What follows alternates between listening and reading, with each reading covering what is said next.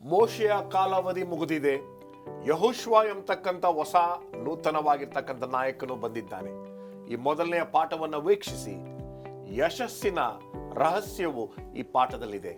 ಕಾರ್ಯಕ್ರಮವನ್ನು ವೀಕ್ಷಿಸಿ ದೇವರ ಆಶೀರ್ವಾದವನ್ನು ಪಡೆಯಿರಿ.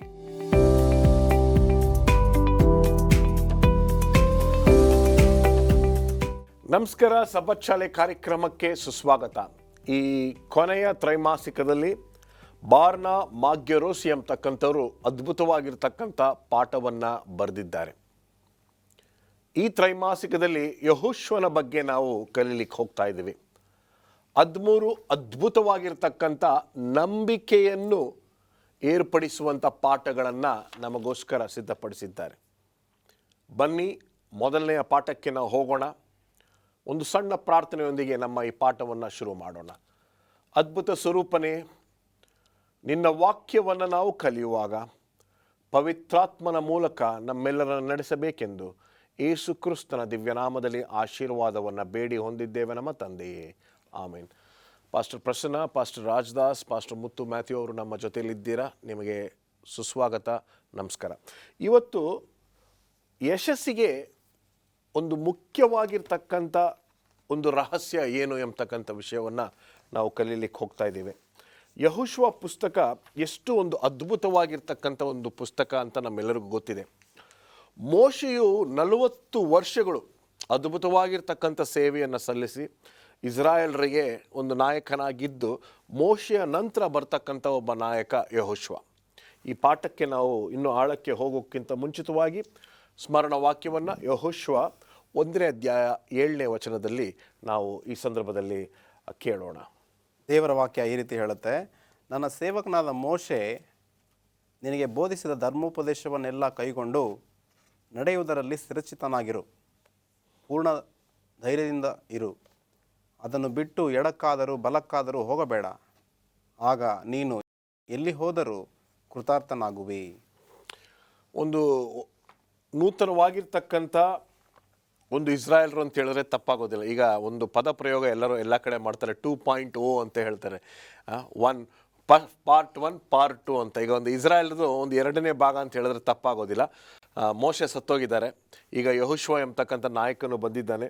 ಒಂದು ನೂತನವಾಗಿರ್ತಕ್ಕಂಥ ಪೀಳಿಗೆ. ಆ ಪೀಳಿಗೆ ಯಾವ ಮಾತನ್ನು ಕೇಳ್ತಿರ್ಲಿಲ್ಲ, ಹಠಮಾರಿತನ ಅವ್ರದ್ದಾಗಿತ್ತು, ಅವ್ರು ಬೇಕಾಗಿತ್ತು. ಆದರೆ ಈಗ ನೂತನವಾಗಿರ್ತಕ್ಕಂಥ ಒಂದು ವಾಗ್ದಾನ. ಆದರೆ ಎಲ್ಲೋ ಒಂದು ಕಡೆ ದೇವರು ಹೇಳ್ತಾ ಇದ್ದಾನೆ, ಮೋಶೆಗೆ ನಾನು ಹೇಳಿರ್ತಕ್ಕಂಥದ್ದನ್ನೇ ನೀನು ಮಾಡಬೇಕು, ಯಾವ 1 ಇಂಚ್ ಕೂಡ ನೀನು ಈ ಕಡೆ ಆ ಕಡೆ ಹೋಗಂಗಿಲ್ಲ ಅನ್ನೋ ರೀತಿಯಲ್ಲಿ. ಮುಂದುವರಿಸಿ ಪಾಸ್ಟ್ರೆ. ಯೆಹೋಶುವನನ್ನು ನೂತನ ಮೋಶೆ ಎಂಬುದಾಗಿ ಕರೆದ್ರೆ ತಪ್ಪಾಗಲಾರದು. ಯಾಕೆಂದರೆ ಆತನು ಕೈಗೆತ್ತಿಕೊಂಡಿರುವ ಜವಾಬ್ದಾರಿಗೆ ದೇವರು ಮೊದಲೇ ಮೋಶೆಗೆ ಹೇಳಿದಂಥ ವಾಗ್ದಾನ. ಮೋಶೆಗೆ ಸ್ವಾಮಿ ಹೇಳಿದ್ದು, ಇಸ್ರಾಯೇಲ್ ಜನಾಂಗವನ್ನು ಐಗುಪ್ತ ದೇಶದಿಂದ ಹೊರಗಡೆ ಕರ್ಕೊಂಡು ಬಾ, ಅವರನ್ನು ನಾನು ಹಾಲು ಜೇನು ಹರಿಯುವ ಕಾನಾನ್ ದೇಶಕ್ಕೆ ಕರ್ಕೊಂಡು ಹೋಗ್ತೇನೆ. ಸರಿ. ಅಂದರೆ ಆ ಪಯಣದಲ್ಲಿ 40 ವರ್ಷಗಳು ಇಸ್ರಾಯೇಲರು ಹಠಮಾರಿ ಆಗಿರುವಾಗ ಕೆಲವರು ಆ ಕಾನಾನ್ ದೇಶವನ್ನು ಸೇರಲಿಕ್ಕೆ ಸಾಧ್ಯವಾಗಲಿಲ್ಲ. ಈಗ ಒಬ್ಬ ನೂತನ ನಾಯಕ, ನೂತನ ಜನಾಂಗ, ನೂತನ ಪೀಳಿಗೆ ಆ ಕಾನಾನ್ ದೇಶವನ್ನು ಸೇರ್ತದೆ. ಇಲ್ಲಿ ನಾವು ಗಮನಿಸಬೇಕಾದ ಧರ್ಮೋಪದೇಶ ಕಾಂಡ 18ನೇ ಅಧ್ಯಾಯ 15ನೇ ವಚನದಲ್ಲಿ ಹೇಳ್ತಕ್ಕಂಥದ್ದು, ನಿಮ್ಮ ದೇವರಾದ ಯೆಹೋವನು ನಿಮ್ಮ ಸಹೋದರರಲ್ಲಿ ನನ್ನಂಥ ಪ್ರವಾದಿಯನ್ನು ನಿಮಗೆ ಏರ್ಪಡಿಸುವನು, ಅವನಿಗೆ ನೀವು ಕಿವಿಗೊಡಬೇಕು. ಯಾರು ಹೇಳ್ತಾ ಇರೋದು? ಮೋಶೆ ಯೆಹೋಶುವನ ಬಗ್ಗೆ ಹೇಳ್ತಕ್ಕಂಥದ್ದು. ಈಗ ಮೋಶೆಯ ಅವಧಿ ಮುಗಿತಾ ಇದೆ ಅಂತ ಗೊತ್ತಾಯಿತು. ಸ್ವಾಮಿ ಈಗಾಗಲೇ ಹೇಳಿದ್ದಾನೆ, ನೀನಾದ ಮೇಲೆ ಒಬ್ಬ ನಾಯಕ. ಈಗ ಯೆಹೋಶುವನ ಪಾತ್ರ ಮೋಶೆ ಇರುವಾಗ ಹೇಗಿತ್ತು ಅಂದರೆ, he was a commander in chief. ಅಂದರೆ ಎಲ್ಲ ಯುದ್ಧಗಳನ್ನು ನಡೆಸ್ತಕ್ಕಂಥದ್ದು, ಎಲ್ಲ ಜವಾಬ್ದಾರಿಕೆಯನ್ನು ವಹಿಸ್ತಕ್ಕಂಥದ್ದು, ಒಬ್ಬ ಒಳ್ಳೆಯ ನಾಯಕರ ಗುಣವನ್ನು ಆತನು ಅಳವಡಿಸಿಕೊಂಡಿದ್ದ. ಅದು ಮೋಶೆಯ ಒಂದು ಅವಧಿಯಲ್ಲಿ. ಅಂದರೆ ಮೋಶೆಯಿಂದ ಯೆಹೋಶುವನಿಗೆ ತರಬೇತಿಯಾಗಿತ್ತು. ಹಾಗಿರುವಲ್ಲಿ ಅವನನ್ನು ಕುರಿತು ಹೇಳ್ತಕ್ಕಂಥದ್ದು, ನೀನು ಒಬ್ಬ ನೂತನ ಮೋಶೆ ಆಗ್ತೀಯ. ಮೋಶೆ ಸಾಯ್ತಾ ಇದ್ದಾರೆ ಇವಾಗ. 40 ವರ್ಷ ಆಯಿತು, ಹೆಚ್ಚು ಕಡಿಮೆ ಮೋಶೆಗೆ ಇವಾಗ 120 ವರ್ಷ ಆಯಿತು. ಆ 120 ವರ್ಷದಲ್ಲಿ ಆತನು ಸಾಯ್ಲಿಕ್ಕೆ ಹೋಗ್ತಕ್ಕಂಥ ಸಮಯದಲ್ಲಿ ಒಂದು ಜವಾಬ್ದಾರಿಕೆ ಹಸ್ತಾಂತರ ಆಗ್ತಾ ಇದೆ. ಆ ಹೊಸ ಜವಾಬ್ದಾರಿಕೆಯಲ್ಲಿ ಹೊಸ ನಾಯಕನನ್ನು ಸ್ವಾಮಿ ಎಬ್ಬಿಸಿದ್ದಾರೆ. ಈ ನಾಯಕನ ಗುಣಾತಿಶಯಗಳನ್ನು ಮುಂದೆ ಅನೇಕ ರೀತಿಯಲ್ಲಿ ನಾವು ಕಲಿಯುವಂಥರಾಗಿದ್ದೇವೆ. ಈ ಯೆಹೋಶುವನಿಗೆ ಸ್ವಾಮಿ ಹೇಳ್ತಕ್ಕಂಥ ವಾಗ್ದಾನ ಏನಂದರೆ, ಯೆಹೋಶುವನು 1ನೇ ಅಧ್ಯಾಯ 3ನೇ ವಚನದಲ್ಲಿ, ನಾನು ಮೋಶೆಗೆ ಹೇಳಿದಂತೆ ನೀವು ಕಾಲಿಡುವ ಸ್ಥಳವನ್ನೆಲ್ಲ ನಿಮಗೆ ಕೊಟ್ಟಿದ್ದೇನೆ. ಅಂದರೆ ಮೋಶೆಗೆ ವಾಗ್ದಾನ ಮಾಡಿರ್ತಕ್ಕಂಥ ಪ್ರತಿಯೊಂದು ಆಜ್ಞೆಗಳನ್ನು, ಸ್ಥಳಗಳನ್ನು, ಪ್ರಯಾಣಗಳನ್ನು ನಿನಗೂ ಕೊಟ್ಟಿದ್ದೇನೆ. ಅದನ್ನು ನೀನು ನಡೆಸ್ಕೊಂಡು ಹೋಗಬೇಕು. ಮೋಶೆಯ ಜವಾಬ್ದಾರಿಕೆ ಏನಂದರೆ, ಅಥವಾ ಯೆಹೋಶುವನ ಜವಾಬ್ದಾರಿಕೆ ಏನಂದರೆ, ಮೋಶೆಗೆ ಕೊಟ್ಟಂಥ ಕೆಲಸವನ್ನು ಮುಗಿಸ್ತಕ್ಕಂಥದ್ದು. ಈಗ ಅನೇಕ ಸಾರಿ ನಮ್ಮ ಸಭೆಗಳಾಗಲಿ ಸಂಸ್ಥೆಗಳಾಗಲಿ ನಮಗೆ ಕೊಟ್ಟಿರ್ತಕ್ಕಂಥದ್ದು ಹೊಸ ಕೆಲಸ ಅಲ್ಲ. ಹಿಂದೆ ನಮ್ಮ ನಾಯಕರು ಮಾಡಿಕೊಂಡಿರುವ ಕೆಲಸವನ್ನು ನಾವೇನು ಮಾಡಬೇಕು ಅಂದರೆ ಮುಂದುವರಿಸಬೇಕು, ಅದನ್ನು ಮುಕ್ತಾಯಗೊಳಿಸಬೇಕು. ಇದನ್ನು ತಾನೇ ದೇವರ ನಮ್ಮಿಂದ ಬಯಸ್ತಕ್ಕಂಥದ್ದು. ಈ ನೂತನ ನಾಯಕನಾದಂಥ ಯೆಹೋಶುವನು ಮೋಶೆಗೆ ಕೊಟ್ಟಿರ್ತಕ್ಕಂಥ ಒಂದು ವಾಗ್ದಾನವನ್ನು ಕಾನಾನ್ ದೇಶದ ತನಕ ನೆರವೇರಿಸಿಕೊಂಡು ಹೋಗುವುದೇ ಆತನ ದೊಡ್ಡ ಕೆಲಸವಾಗಿತ್ತು. ಯೆಹೋಶುವ 1ನೇ ಅಧ್ಯಾಯದಲ್ಲಿ ಮೋಶೆಯ ಪ್ರಸ್ತಾಪವನ್ನು 10 ಸಾರಿ ಮಾಡಿದ್ದಾರೆ. ಯೆಹೋಶುವನದು ಬರೀ 4 ಸಾರಿ ಪ್ರಸ್ತಾಪ ಮಾಡಿದ್ದಾರೆ ಅಂತಕ್ಕಂಥ ವಿಷಯವನ್ನು ನೋಡ್ತೀವಿ. ಅಲ್ಲೊಂದು. ಎರಡನೇದು, ಎಲ್ಲೋ ಒಂದು ಕಡೆ ಕ್ರೈಸ್ತರು ಮತ್ತು ಕ್ರೈಸ್ತತ್ವದಲ್ಲಿ ನಾಯಕತ್ವವನ್ನು ಬಯಸ್ತಕ್ಕಂಥವ್ರು ಕಲಿಬೇಕಾಗಿರ್ತಕ್ಕಂಥ ಒಂದು ಮುಖ್ಯವಾಗಿರ್ತಕ್ಕಂಥ ಪಾಠ, ನಮ್ಮೆಲ್ಲ ನಾಯಕರುಗಳಿಗೂ ದೇವರೇ ನಾಯಕ ಎಂಬತಕ್ಕಂಥ ವಿಷಯ ನಮ್ಮೆಲ್ರಿಗೂ ಗೊತ್ತಿರಬೇಕು. ಅದೆರಡನೇದು ತುಂಬ ಮುಖ್ಯವಾಗಿರ್ತಕ್ಕಂಥ ಒಂದು ಪಾಠ. ನಮ್ಮ ಹಿಂದೆ ಕೆಲಸ ಮಾಡಿರ್ತಕ್ಕಂಥವ್ರನ್ನು ನಾವು ಅವಮಾನ ಪಡಿಸಬಾರ್ದು.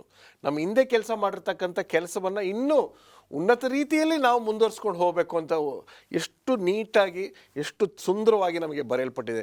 ಎಲ್ಲೋ ಒಂದು ಕಡೆ ನಾವು ಒಂದು ಹೊಸ ಸಭೆಗೆ ಹೋಗ್ತೀವಿ ಅಥವಾ ಒಂದು ಹೊಸ ಕುರ್ಚಿಗೆ ಹೋದಾಗ ಆತನಿಗೇನು ಕೆಲಸ ಗೊತ್ತಿರಲಿಲ್ಲ, ನಾನು ಚೆನ್ನಾಗಿ ಮಾಡ್ತೀನಿ ಅನ್ನೋ ರೀತಿ ಭಾವನೆ ಬರಬಾರ್ದು ಎಂಬತಕ್ಕಂಥ ಪಾಠವನ್ನು ಕೂಡ ನಾವು ಇಲ್ಲಿ ಮೊದಲನೇ ಭಾಗದಲ್ಲಿ ನಾವು ಕಲಿಬಹುದು. ಒಂದು ಸಣ್ಣ ವಿರಾಮವನ್ನು ತೆಗೆದುಕೊಳ್ಳೋಣ. ಒಂದು ಸಣ್ಣ ವಿರಾಮ.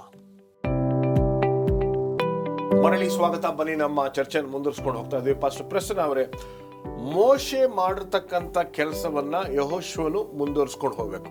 ಎಲ್ಲೋ ಒಂದು ಕಡೆ ನಾನು ಈ ಪಾಠವನ್ನು ಓದ್ತಾ ಇರಬೇಕಾದ್ರೆ ಮೋಶೆಗೆ ಕೊಟ್ಟಿರ್ತಕ್ಕಂಥ ಪ್ರಾಧಾನ್ಯತೆಯನ್ನು ನಾವು ತೆಗೆದುಕೊಂಡಾಗ, ಆಮೇಲೆ ಯೆಹೋಶುವನ ಒಂದು ಪ್ರಾಧಾನ್ಯತೆಯನ್ನು ತೆಗೆದುಕೊಂಡಾಗ, ಎಲ್ಲೋ ಒಂದು ಕಡೆ ದೇವರು ಸ್ವಲ್ಪ ಮೋಶೆಗೆ ಜಾಸ್ತಿ ಪ್ರಾಧಾನ್ಯತೆಯನ್ನು ಕೊಡ್ತಾ ಇದ್ದಾರೆ ಅಂತ ನನಗನ್ನಿಸ್ತು.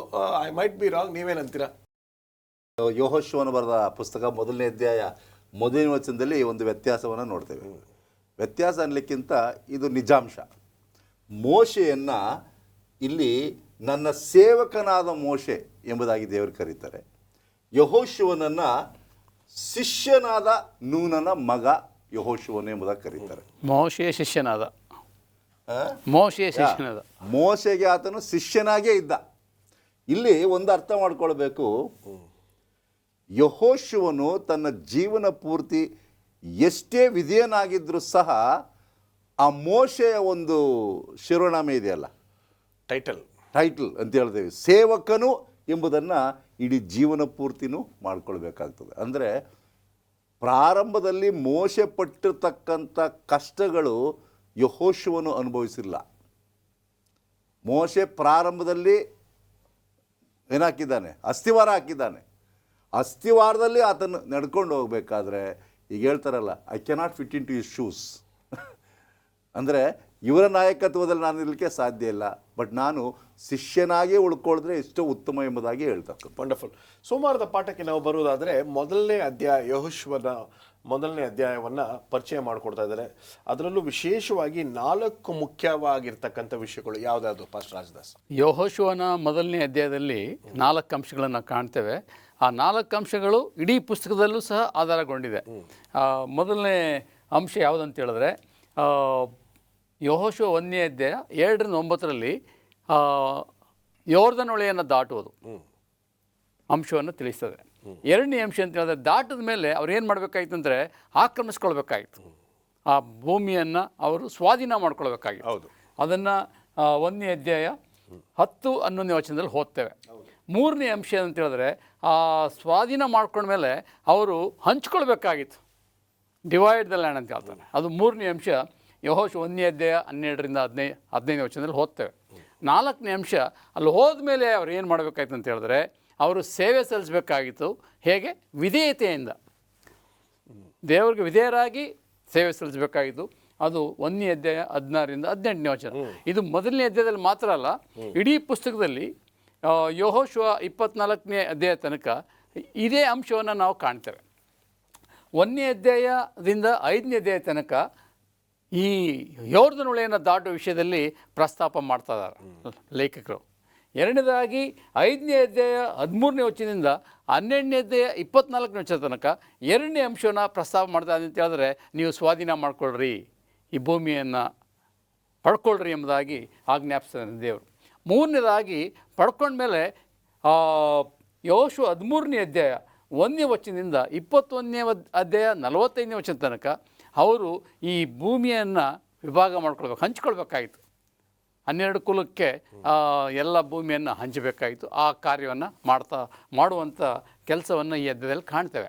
4ನೇ ಅಂಶ ಏನಂತ ಹೇಳಿದ್ರೆ, ಅವರು ಸ್ವಾಧೀನ ಮಾಡ್ಕೊಂಡ್ಮೇಲೆ ದೇವರಿಗೆ ಸೇವೆ ಸಲ್ಲಿಸಬೇಕಾಗಿತ್ತು. ಆ ಸೇವೆ ಸಲ್ಲಿಸೋ ವಿಷಯದಲ್ಲಿ ಯೆಹೋಶುವ 22ನೇ ಅಧ್ಯಾಯ 1ನೇ ವಚನದಿಂದ 24ನೇ ಅಧ್ಯಾಯ 33ನೇ ವಚನ ತನಕ ಈ ಅಂಶನ ಕಾಣ್ತೇವೆ. ಎಷ್ಟು ಸುಂದರವಾಗಿದೆ. ಮೊದಲನೇ ಅಧ್ಯಾಯದಲ್ಲಿ ಏನು ಕಾಣ್ತೇವೆ ಅದೇ ಇಡೀ ಪುಸ್ತಕದಲ್ಲಿ ಅದೇ ಅಂಶವನ್ನು ಹೆಚ್ಚು ಪ್ರಸ್ತಾಪವನ್ನು ಯೆಹೋಶುವನು ಮಾಡಿ ನಮಗೆ ಸತ್ಯವನ್ನು ತಿಳಿಸಿದ್ದಾನೆ.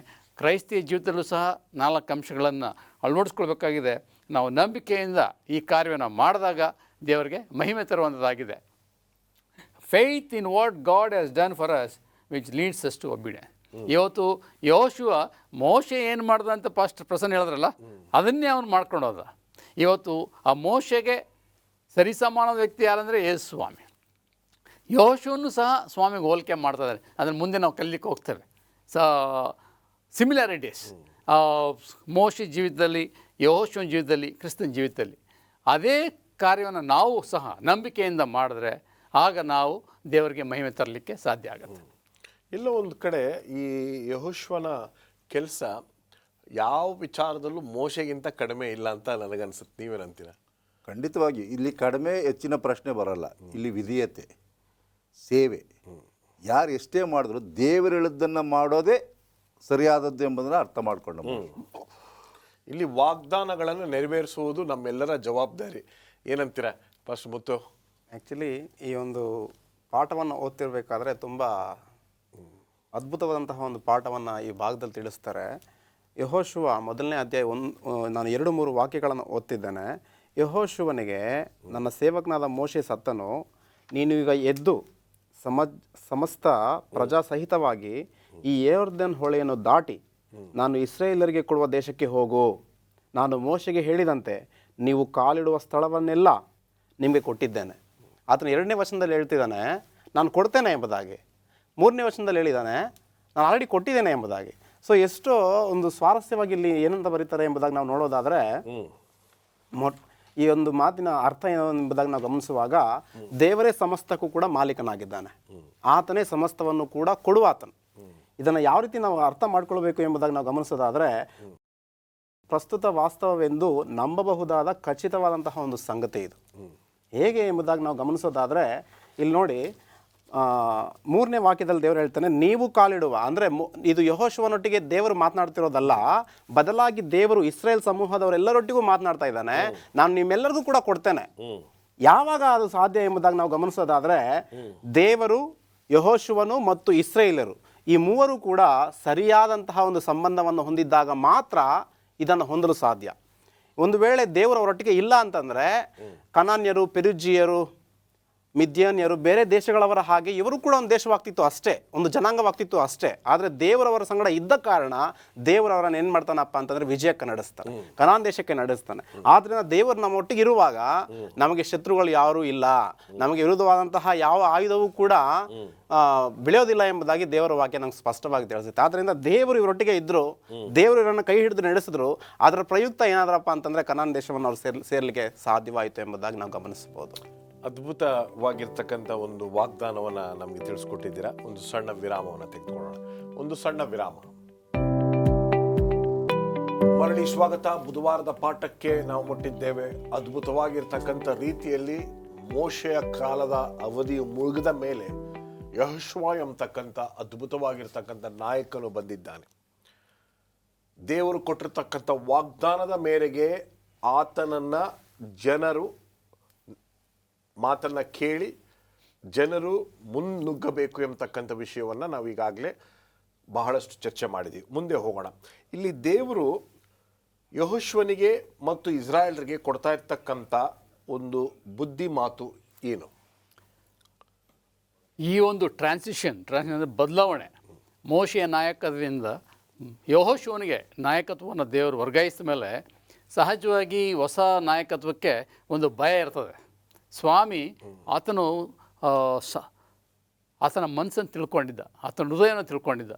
ಈತನಿಗೆ ಇಷ್ಟೊಂದು ದೊಡ್ಡ ಸಮೂಹ, ಇಷ್ಟೊಂದು ದೊಡ್ಡ ಕಾರ್ಯವನ್ನು ಹೇಗೆ ನಿಭಾಯಿಸೋದು ಅಂತ ಹೇಳಿ ಆಲೋಚಿಸಿರುವಾಗ ಸ್ವಾಮಿ ಹೇಳ್ತಾನೆ, ನೀನು ಸ್ಥಿರಚಿತ್ತನಾಗಿರು, ಧೈರ್ಯದಿಂದಿರು, ಭಯ ಪಡಬೇಡ ಅಂತೇಳಿ. ಅದನ್ನು ಭಾಳ ಸ್ಪಷ್ಟವಾಗಿ ಸ್ವಾಮಿ ಹೇಳ್ತಾನೆ. 1ನೇ ಅಧ್ಯಾಯ 7ನೇ ವಚನದ, ನನ್ನ ಸೇವಕರನ್ನ ಮೋಶೆ ನಿನಗೆ ಬೋಧಿಸಿದ ಧರ್ಮೋಪದೇಶವನ್ನೆಲ್ಲ ಕೈಕೊಂಡು ನಡೆಯುವುದರಲ್ಲಿ ಸ್ಥಿರಚಿತ್ತನಾಗಿರು, ಪೂರ್ಣ ಧೈರ್ಯದಿಂದಿರು, ಅದನ್ನು ಬಿಟ್ಟು ಎಡಕ್ಕಾದರೂ ಬಲಕ್ಕಾದರೂ ಹೋಗಬೇಡ, ಆಗ ನೀನು ಎಲ್ಲಿ ಹೋದರೂ ಕೃತಾರ್ಥನಾಗುವಿ. ಈ ಧರ್ಮಶಾಸ್ತ್ರವು ಯಾವಾಗಲೂ ನಿನ್ನ ಬಾಯಲ್ಲಿರಲಿ, ಹಗಲಿರುಳು ಅದನ್ನು ಧ್ಯಾನಿಸುತ್ತಾ ಅದರಲ್ಲಿ ಬರೆದಿರುವುದನ್ನೆಲ್ಲ ಕೈಕೊಂಡು ನಡಿ, ಆಗ ನಿನ್ನ ಮಾರ್ಗದಲ್ಲೆಲ್ಲ ಸಫಲನಾಗುವಿ, ಕೃತಾರ್ಥನಾಗುವಿ. ನಾನು ನಿನಗೆ ಆಜ್ಞಾಪಿಸಿದನೆಲ್ಲ ಸ್ಥಿರಚಿತ್ತನಾಗಿರು, ಧೈರ್ಯದಿಂದಿರು, ಅಂಜಬೇಡ, ಕಳವಳಗೊಳ್ಳಬೇಡ, ನೀನು ಹೋಗುವಲ್ಲೆಲ್ಲ ನಿನ್ನ ದೇವರಾದ ಯೆಹೋವನು ನಿನ್ನ ಸಂಗಡ ಇರುತ್ತಾನೆ ಎಂದು ಹೇಳಿದ. ಯಾಕೆ 2 ಬಾರಿ? ಈಗ ಮೋಶೆಗೆ 1 ಬಾರಿ ಹೇಳಿದ್ರೆ, ಈ ಯೆಹೋಶುವನಿಗೆ ಮಾತ್ರ 2 ಬಾರಿ ಯಾಕೆ ಹೇಳಿದ್ದಾರೆ? ಆವಾಗ ಅವನಿಗೆ ಒಂದು ಭರವಸೆ ಹುಟ್ಟುತ್ತೆ. ಒಂದು ಸರಿ ಹೇಳಿದ್ರೆ ಏನೋ ಸ್ವಾಮಿ ಏನೋ ಹೇಳ್ದ ಅಂತ ಹೇಳ್ಬೋದು. 2ನೇ ಸರಿ ಹೇಳುವಾಗ ಖಚಿತತೆ ಆಗುತ್ತೆ, ಖಂಡಿತ ಸ್ವಾಮಿ ನನ್ನ ಕೂಡ ಇದ್ದಾನೆ ಎಂಬ ವಿಶ್ವಾಸ ಆಗುತ್ತೆ. ಈ ಯೆಹೋಶುವನಿಗೆ ಜವಾಬ್ದಾರಿ, it was not easy task, it was A great task. ಯಾಕಂದರೆ 40 ವರ್ಷ ಪಟ್ಟು ಕಷ್ಟ ಅದು ಭಾಳ ಪ್ರಾಮುಖ್ಯ ಅಲ್ಲ. ಈಗ ಕಾನಾನ್ ದೇಶಕ್ಕೆ ಪ್ರವೇಶ ಆಗಬೇಕಾಯಿತು. ಅಲ್ಲಿದ್ದಂಥ ಜನರು ಎಂಥವ್ರು ಅಂತೇಳಿ ವರದಿ ಬಂದಿದೆ. ಅವರು ಭಾಳ ಜೈಜಾಂಟಿಕ್ ಪೀಪಲ್, ಇವ್ರಿಗಿಂತಲೂ ಎತ್ತರವಾದಂಥ ಜನ, ಬಲಿಷ್ಠವಾದ ಜನ. ಅವ್ರನ್ನ ಹೇಗಪ್ಪ ನಾವು ಮುತ್ತಿಗೆ ಹಾಕೋದು, ಅವ್ರ ವಿರುದ್ಧ ಹೋರಾಡೋದು ಹೇಗೆ ಅಂತ ಈ ಒಂದು ಸಂಶಯ, ಸಂದೇಹ, ಭಯ ಕಾಡ್ತಿರುವಾಗ ಸ್ವಾಮಿ ಈತನ ಮನಸ್ಸನ್ನು ತಿಳ್ಕೊಂಡು 2 ಸಾರಿ ಭರವಸೆ ಕೊಡ್ತಾನೆ, ಭಯ ಪಡಬೇಡ, ಐ ಆಮ್ ವಿತ್ ಯು. ಯಾಕಂದರೆ ಯಾರಾದರೂ ಒಬ್ಬರು ನಾಯಕರು ನಮಗೆ ಭರವಸೆ ಕೊಟ್ಟಾಗ ಭಾಳ ಧೈರ್ಯ ಇರ್ತದೆ. ದೇವರೇ ಆತನಿಗೆ ಭರವಸೆ ಕೊಡುವಾಗ ಅವನಿಗೆ ನಿಜವಾಗ್ಲೂ ಬಲ ಬರ್ತದೆ. ಇದರಲ್ಲಿ ನಾವು ಕಲಿಬೇಕಾಗಿರ್ತಕ್ಕಂಥದ್ದು, ನಮಗಿಂತ ಜೂನಿಯರ್ಗಳು ಅಥವಾ ನಮಗಿಂತ ವಯಸ್ಸಲ್ಲಿ ಚಿಕ್ಕವ್ರು ಇರಬಹುದು, ಸ್ಥಾನಮಾನಗಳಲ್ಲಿ ಚಿಕ್ಕವ್ರು ಇರಬೇಕಾದ್ರೆ ಎಲ್ಲೋ ಒಂದು ಕಡೆ ನಾವು ನಕಾರಾತ್ಮಕವಾಗಿರ್ತಕ್ಕಂಥ ಒಂದು ಅಪ್ರೋಚನ್ನು ಮಾಡ್ತೇವೆ ಹೊರತು, ಇದೇನೋ ನಿನಗೆ ಗೊತ್ತೇ ಇಲ್ಲ ಮಾಡೋದು, ಭಯಪಡ ಒಂಥರ ಅವನ್ನ ಕಂಡಮ್ ಮಾಡಿಬಿಡ್ತೀವಿ ನಾವು. ಸಾಧಾರಣವಾಗಿ ನಡೀತಾ ಇರ್ತಕ್ಕಂಥದ್ದನ್ನು ಹೇಳ್ತೀನಿ. ಆದರೆ ಇಲ್ಲಿ ದೇವರು ಯೆಹೋಶುವನಿಗೆ ಭಯಪಡಬೇಡ, ನಾನು ನಿನ್ನ ಜೊತೆಲಿ ಇರ್ತೀನಿ, ನಾನು ನಿನಗೆ ಹೇಳ್ಕೊಡ್ತೀನಿ, ಎಲ್ಲ ನಾನು ಮಾಡ್ತೀನಿ, ನೀನು ಸುಮ್ಮನೆ ಹೋಗು, ನಾನಿದ್ದೀನಿ ನಿನಗೆ, ಮೋಶೆ ನಡೆಸ್ತೇನೆ, ನೀನು ನಾನು ನಡೆಸ್ತೀನಿ ಅಂತ. ಎಷ್ಟು ಅದ್ಭುತವಾಗಿ ನಾವು we need to learn a very important lesson here, how we treat our juniors. People who come after us, people who come into our office after us, we need to treat how the Lord treated Joshua. What do you say, Muthu? ಖಂಡಿತವಾಗಲೂ ಇದು ತುಂಬ ಬಲವನ್ನು ಕೊಡುತ್ತೆ ಯಾರಿಗೇ ಆಗಲಿ. ನಾನೊಬ್ಬ ನಿಮ್ಮೆಲ್ಲರಿಗೂ ಕೂಡ ಭಾಳ ಸಣ್ಣವನು, ನೀವೆಲ್ಲರೂ ಕೂಡ ಅದೇ ರೀತಿಯಾದಂತಹ ಪ್ರೋತ್ಸಾಹವನ್ನು ನಾನು ಕೊಟ್ಟಿದ್ದೀರಾ. ನಮ್ಮ ಗುರುಗಳು ಕೂಡ ಇಲ್ಲೇ ಇದ್ದಾರೆ. ಸೊ ಯಾವುದೇ ವಿಚಾರದಲ್ಲೂ ಕೂಡ ನನಗೆ, ನೀವು ಯಾವುದೇ ಒಂದು ವಿಚಾರದಲ್ಲೂ ಕೂಡ ನನಗೆ ಕೀಳಾಗಿ ಮಾಡದೆ ನನ್ನನ್ನು ಪ್ರೋತ್ಸಾಹಿಸ್ತಾ ಬಂದಿದ್ದೀರಾ. ಇದನ್ನು ನಾವು ಖಂಡಿತವಾಗ್ಲೂ ಕಲಿಬೇಕು. ಮುಂದಿನ ಪೀಳಿಗೆಗೆ ನಾವು ಅದನ್ನು ಏನು ಮಾಡಬೇಕಪ್ಪ ಅಂತಂದರೆ ಕಲಿಸುವಂಥವ್ರಾಗಿರಬೇಕು. ಅದು ತುಂಬ ಮುಖ್ಯ. ಯಾಕೆಂದರೆ ಅಂತಹ ಒಂದು ಸಕಾರಾತ್ಮಕವಾದಂತಹ ಮಾತುಗಳು ಆ ವ್ಯಕ್ತಿಯನ್ನು ಬಲಗೊಳಿಸುತ್ತೆ, ಇನ್ನೂ ಹೆಚ್ಚಿನದನ್ನು ಮಾಡಲಿಕ್ಕೆ ಪ್ರೋತ್ಸಾಹ ಕೊಡುತ್ತೆ. ಇಲ್ಲಿ ಇನ್ನೊಂದು ಮುಖ್ಯವಾಗಿರ್ತಕ್ಕಂಥ ಒಂದು ವಿಷಯ, ದೇವರ ವಾಕ್ಯದ ಮೇರೆಗೆ ನಡೆದಾಗ ನೀವು ತುಂಬ ಪಾಪ್ಯುಲರ್ ಆಗ್ಬೋದು, ಅನ್ಪಾಪ್ಯುಲರ್ ಆಗ್ಬೋದು, ಆದರೆ ದೇವರ ವಾಕ್ಯದಂತೆ ನಡೆದ್ರೆ ಖಂಡಿತವಾಗ್ಲೂ ಮುನ್ನುಗ್ಬೋದು ಎಂಬತಕ್ಕಂಥ ವಿಷಯವನ್ನು ನಾವು ಕಲಿತೀವಿ. ಗುರುವಾರದ ಪಾಠಕ್ಕೆ ನಾವು ಬರೋಣ. ಹೇಳಿ ಪಾಸ್ಟರ್ ಮುತ್ತು. ಗುರುವಾರದ ಪಾಠದಲ್ಲಿ ನಾವು ನೋಡೋದಾದರೆ ಯೆಹೋಶುವನ ಪುಸ್ತಕ 1ನೇ ಅಧ್ಯಾಯ 8ನೇ ವಚನವನ್ನು ನಾನು ಓದಲು ಬಯಸ್ತೇನೆ. 2 ಪ್ರಾಮುಖ್ಯವಾದಂತಹ ಪದಗಳನ್ನು ನಾವಿಲ್ಲಿ ಗಮನಿಸಲಿಕ್ಕೆ ಹೋಗ್ತಿದ್ದೇವೆ. ಈ ಧರ್ಮಶಾಸ್ತ್ರವು ಯಾವಾಗಲೂ ನಿನ್ನ ಬಾಯಲ್ಲಿರಲಿ, ಹಗಲಿರುಳು ಅದನ್ನು ಧ್ಯಾನಿಸುತ್ತಾ ಅದರಲ್ಲಿ ಬರೆದಿರುವುದನ್ನೆಲ್ಲ ಕೈಕೊಂಡು ನಡಿ, ಆಗ ನಿನ್ನ ಮಾರ್ಗದಲ್ಲೆಲ್ಲ ಸಫಲನಾಗುವಿ, ಕೃತಾರ್ಥನಾಗುವಿ. 2 ಮಾತುಗಳು, ಒಂದು ಸಫಲನಾಗುವಿ, 2ನೇದು ಕೃತಾರ್ಥನಾಗುವಿ. ಸಲಾಕ್ ಎಂಬಂತಹ ಒಂದು ಪದ ಬಳಕೆಯನ್ನು ಮಾಡಲಾಗಿದೆ ಹೀಬ್ರೂ ಭಾಷೆಯಲ್ಲಿ. ಆ ಪದದ ಅರ್ಥ ಪ್ರಾಸ್ಪರಸ್, ಅಂದರೆ ಇಲ್ಲಿ ದೇವರ ವಾಕ್ಯ ಹೇಳುವ ಹಾಗೆ ಸಫಲನಾಗುವೆ. ಆ ಮಾತಿನ ಅರ್ಥ ಏನು ಎಂಬುದಾಗಿ ನಾವು ನೋಡುವಾಗ, ಯೋಚಿಸಿರುವಂತಹ ಒಂದು ಕಾರ್ಯಗಳನ್ನು ಸಂಪೂರ್ಣವಾಗಿ ದೇವರ ಒಂದು ಬಲದಿಂದ ಸಂಪೂರ್ಣಗೊಳಿಸುವಂಥದ್ದು. ಆಗ ತಾನೇ ಅದು ಸಫಲ ಎಂಬುದಂತಹ ಮಾತಿಗೆ ಒಂದು ಪರಿಪೂರ್ಣವಾದಂತಹ ಅರ್ಥವನ್ನು ಕೊಡುತ್ತೆ. ಇದು ಆಗಬೇಕು ಅಂತಂದರೆ ದೇವರೇ ನಮ್ಮನ್ನು ನಡೆಸಬೇಕು. ಎರಡನೇದು ಏನು ಎಂಬುದಾಗಿ ನಾವು ನೋಡುವಾಗ ಕೃತಾರ್ಥನಾಗುವಿ ಎಂಬುದಾಗಿ ಇಲ್ಲಿ ಪದ ಬಳಕೆ ಆಗಿದೆ. ಅದನ್ನು ಹೀಬ್ರೂ ಭಾಷೆಯಲ್ಲಿ ಸಕಾಲ್ ಎಂಬಂತಹ ಒಂದು ಪದ ಬಳಕೆ ಇದೆ. ಅಂದರೆ ಟು ಬಿ ವೈಸ್, ಅಂದರೆ ಒಂದು ಬುದ್ಧಿವಂತಿಕೆಯನ್ನು ನಡೆದುಕೊಳ್ಳುವಂಥದ್ದು. ಬುದ್ಧಿವಂತಿಕೆಯನ್ನು ನಡೆದುಕೊಳ್ಳುವಂಥದ್ದು ಎಂಬುದಾಗಿ ಏನು ಎಂಬುದಾಗಿ ನಾವು ನೋಡೋದಾದರೆ, ದೇವರಿಗೆ ಭಯಪಡುವಂಥದ್ದು ಮತ್ತು ಆತನ ಮಾತಿಗೆ ವಿಧೇಯರಾಗುವಂಥದ್ದು. ಇವೆರಡೂ ಇರುವಾಗ ಮಾತ್ರ ನಮ್ಮ ಜೀವನದಲ್ಲಿ ನಾವು ಯಶಸ್ಸನ್ನು ಕಾಣಲು ಸಾಧ್ಯ. ಎಷ್ಟೋ ಜನರಿಗೆ ಇವತ್ತು ಯಶಸ್ಸಿಲ್ಲ, ನಾವು ಕುಗ್ಗಿ ಹೋಗಿದ್ದೇವೆ, ನಮ್ಮ ಮನೆಯಲ್ಲಿ ಆಶೀರ್ವಾದಗಳಿಲ್ಲ. ಯಾಕೆ ಎಂಬುದಾಗಿ ನಾವು ನೋಡುವಾಗ ದೇವರಿಗೆ ಭಯಪಡ್ತಾ ಇಲ್ಲ, ಆತನ ಮಾತಿಗೆ ವಿಧೇಯರಾಗ್ತಾ ಇಲ್ಲ.